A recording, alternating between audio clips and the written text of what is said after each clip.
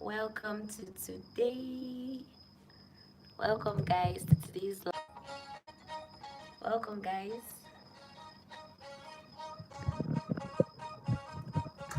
If you can hear me, just let me know.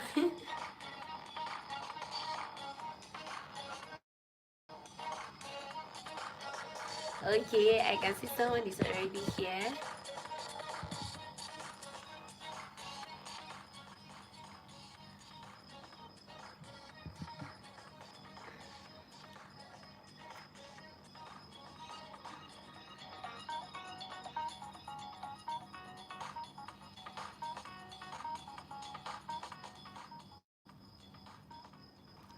Okay, welcome, guys, to today's live stream. And as usual, today is Sunday, and we are going to be having a Sunday chit chat episode 2. We actually started this chit chat from last week, and last week, so many people had their opportunities to ask like so many questions. But like I said from last week, we're going to be narrowing it down to educational and motivational stuffs, so we can talk about our educational stuffs generally and things that can really like help us. So if you are here, just let me know your name. Okay.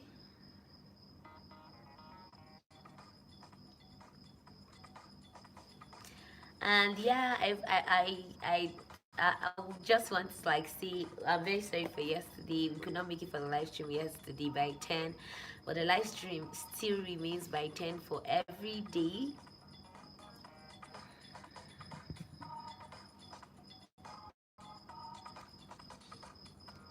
Okay, even as we wait for more people to join us, let's just give them some little time. Okay.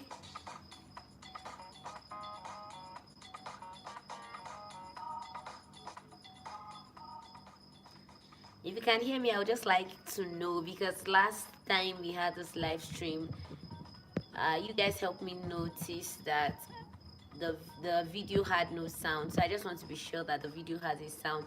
So if you can hear me, please comment that you can hear me. Okay, as you can see, I would just like to start immediately. As you can see in the description of this video, we're going to be answering the question, can student pilots go solo? Can student pilots go solo at night? In particular, that at night is very important, because obviously we know that student pilots go solo during the day. At least we talked about that the last time. I think the last week, okay, I wrote it down. The last week we talked about, can student pilots fly above clouds? That's the last time we were here in this live stream. So today we are going to be talking about, can student pilots go solo at night? So that's what we're going to be talking about today. And I would just like to start by saying that there are some hazards that are very common with night flights, and that's why you don't just see anybody. When I mean anybody, even if you have your license, you need some amount of landing, some amount of takeoff at night before you can actually fly at night. So that's part of why we, as student pilots, and even generally as pilots, we go for uh night rating. It's actually a rating, it's not like a license, it's a rating, and we go for rating so that you can be given the opportunity to be able to fly at night. So now I'm going to list some hazards that are associated with flying at night, so that you get to understand this whole thing, why it might be a little bit shaky. And I'll now tell you some of the details you need to know about if student pilots can go at night or not. Number one thing I would like us to talk about is the hazard of night vision. There's this night vision hazard, and the night vision hazard deals with the fact that you need to give your eyes at least 30 minutes of accommodation, of light to darkness accommodation, so that your eyes can get used to the dark environment. So that's the number one thing. You need to give yourself some time for your eyes to be able to accommodate. So that's what we call night vision. The number two thing here, apart from night vision, is what they call autokinesis. Autokinesis. That's like if you're staring at a light for too long, you will have that syndrome. Is it a sickness or is it a? It's something that happens. It's called autokinesis. You know, if you're in a dark place and you're staring at light for too long, the light begins to enlarge, the light begins to seem like something else. That's exactly what happens. The light begins to seem like something else, and you're not able to interpret your current position, and that might likely lead to like disorientation. And what else will it lead to? Yes, when it leads to disorientation, you know what happens. Imagine when you don't know where you are. You don't know whether you're south of the field, you're north of the field, you're east of the field, you're west of the field. You don't know where you are. So when you get into disorientation, you can likely get lost. So these are some of the hazards of like landing or flying at night, not really landing at night. Then if you want to talk about the landing part, there are some illusions that come with landing too. As per, you cannot really tell whether you're high or you're low, or you're just, like, if I'm not talking about with lighting aids and all that. That's why at night you basically fly instrument. You basically trust your instrument 100%. You don't think about what your body is feeling, because your body can be telling you you're climbing, meanwhile your instrument is telling you you're descending, or your body can be telling you you're turning, meanwhile your instrument is telling you you're at straight and level. So these are some of the things that you need to consider as part of like hazards for night. So now let's now come into the main gist. If all these things are happening, do you think an instructor will want to like allow his or her student go on a night flight? So now that's what we are supposed to be discussing today. So I just give you some kind of hazards as it concerns this.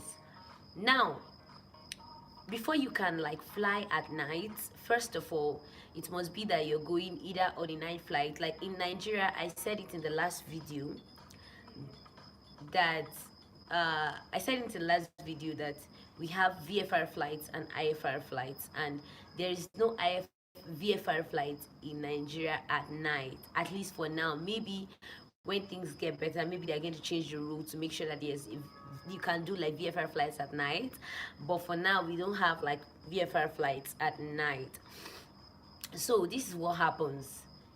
If you want to fly at night, that means either one of the two. You must either be IFR rated, or you might just be wanting to like get your rating. That's like fly with an instructor, they rate you.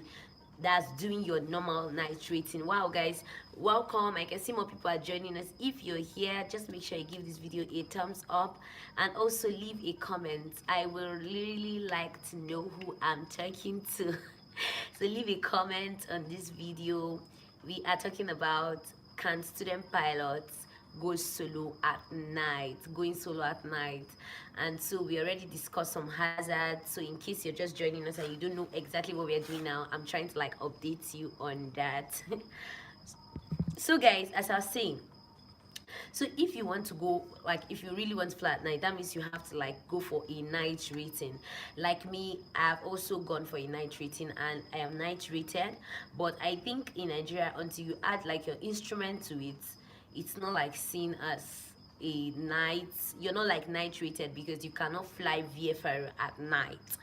Now let's talk about the exercises that are done at night. The same exercises that you do during the day, you go and perform them like with an instructor at night. And this instructor is going to assess you like the normal stuff that you do during the day, like medium level turns, steep turns, all those things, except for slanding. For slanding without power, I think that's the major exercise you don't do at night. And maybe that's just for Nigeria, I really don't know, but I can't remember really doing that exercise at night. Like for slanding, I can't remember doing it. But I remember that they gave us an instance, like if your engine fails at night, the normal thing is for you to land where there, like where there's no light. because if you land in a place, or so they said, if you land in a place where there's light, that means you'll be landing maybe in the midst of people, or you'll be landing on top of a house or in a building. But places, especially in developed countries where where there's no light in particular, those places are, it's either a field or somewhere that people are not, like, that you will not like cause harm to people when you like land. So those are some of the things that like they consider.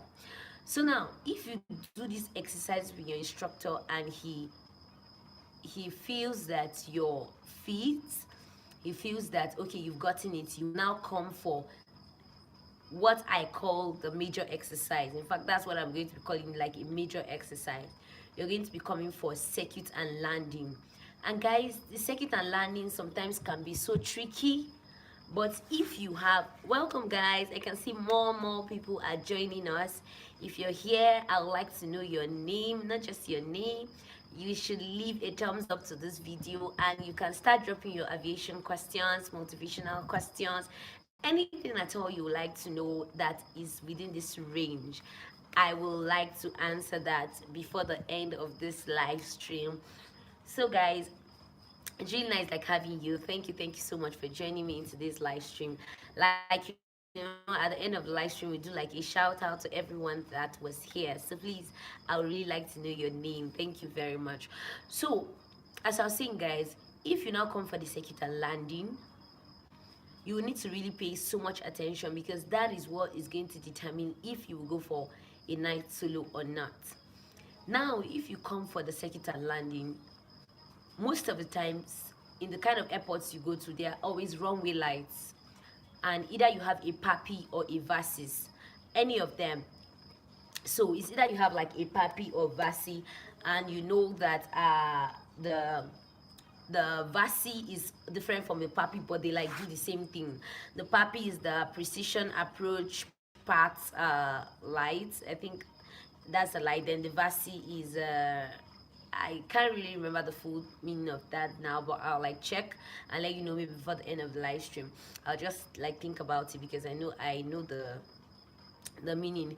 So that precision part, which is the papi, it's always like at the edge of the runway, and when you're coming to land, you like see it's that tells you like 2 reds 2 white, or 3 reds 1 white, or 3 whites 1 red, that kind of stuff. But whenever you have like 2 reds 2 whites, that means you are on approach. So the instructor basically wants to see your judgment, or that's what I noticed when I flew with my instructor. I discovered that she wanted to see how I could judge whether I'm high, whether I'm low, what will I do. So you see, flying, like they always tell us, is about anticipation, knowing what to do at every stage of the flight. So what did I do? Like, when I was coming into land, you just check, okay, am I too high? Looking at the vasi, correction, looking at the papi, because it was the papi we used in we did our night at like Kanu, that's Kanu airport. And if you're coming into land and you see that you're high, you're going to be seeing something like 3 whites and 1 red. If you're low, you're going to be seeing something like 3 reds and 1 white. So if you're seeing that, it should be able to help you judge. And now they want to see, if you're low, what will you do? Obviously, if you're low, you have to like add power. I know some of you might not really get these things that I'm saying, but I know most pilots, student pilots and all that will really understand what I'm trying to say, or like trying to pass across. So if you're high, you're going to be seeing like 3 whites and 1 red, and so you have to like reduce power to come back to approach, then you continue. So something like that, that's exactly what happens. And now if they consider that, okay, this person has passed this phase, this person can do this, they give you emergencies, like, okay, what if the runway light is off, can you land? What if you lose your maybe landing light or taxi light or whatever light, can you actually handle the situation? What if something like 1 or 2 things like go off, if they like want to clear you for solo, can you do this? If they feel you can do this, then they are going to like allow you go, because we all know that in flying, the judgment is almost 100% on the instructor, because instructor like has the final say in your flying. If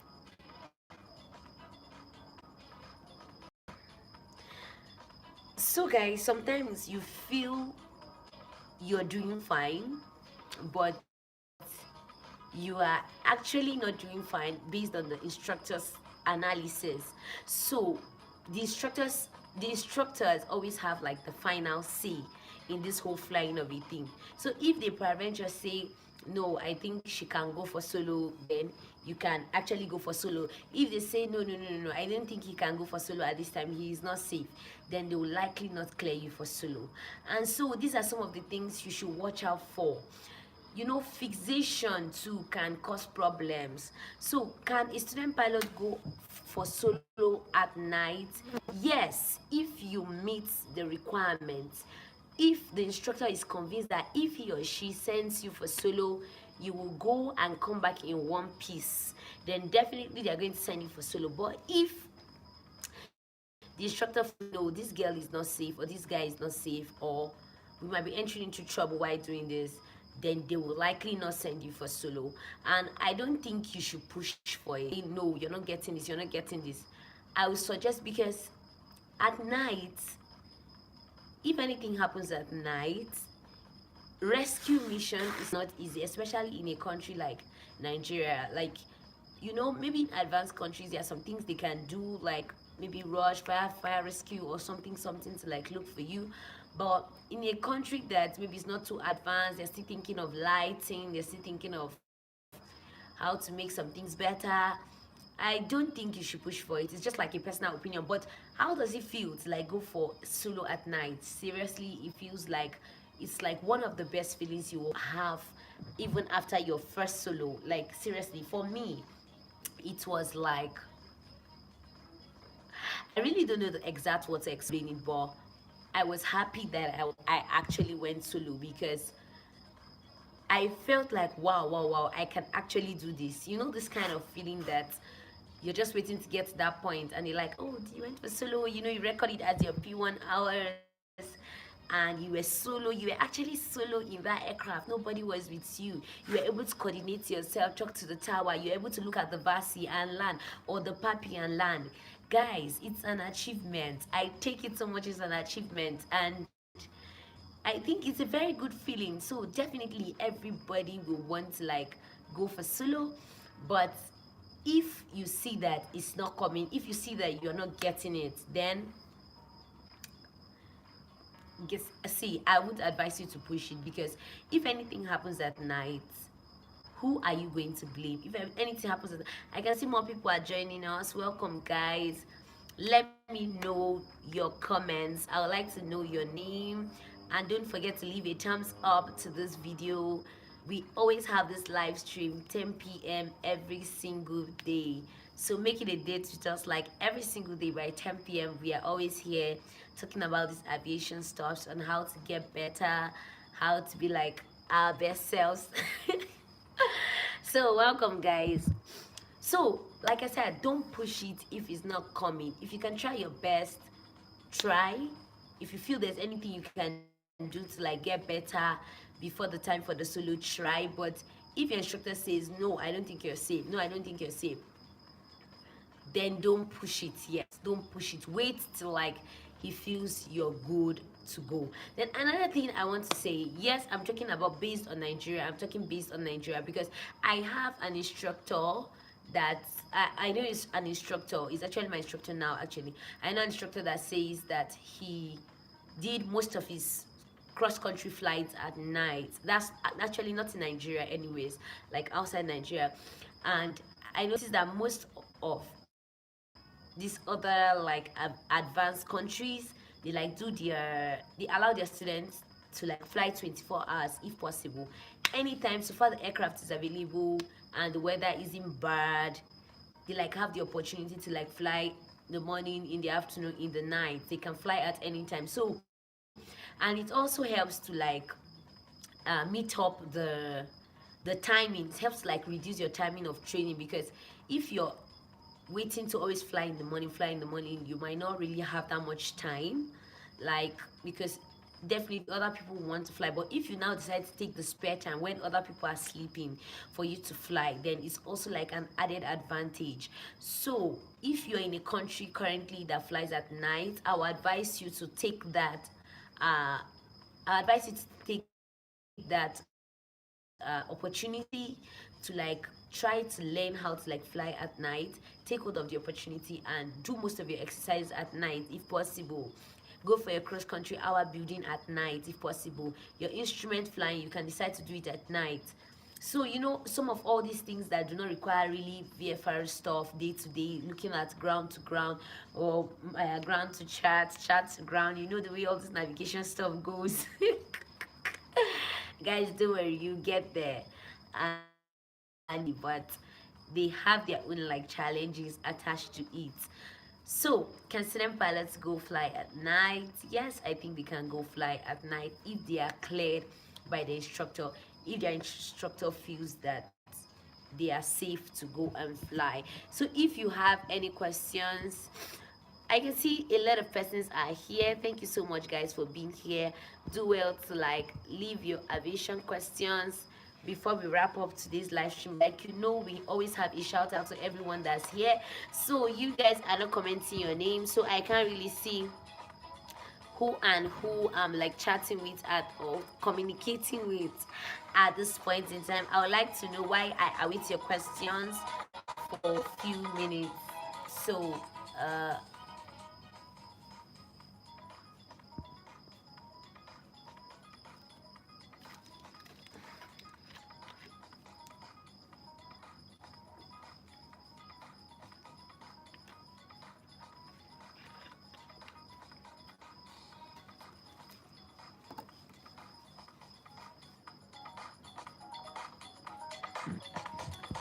okay, I just hope I'm not the one having this network issues.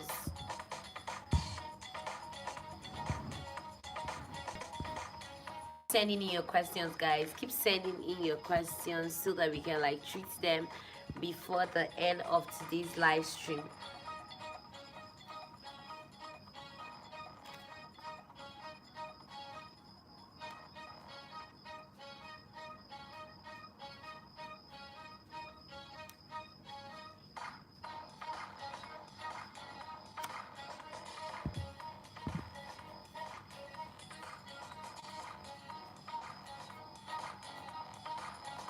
Welcome, guys. I can see more people are joining us. Welcome, welcome. Just leave your questions. We are about ending today's live stream. Just leave your questions so that I can like touch them before tomorrow. Tomorrow, I know we are going to have like more time.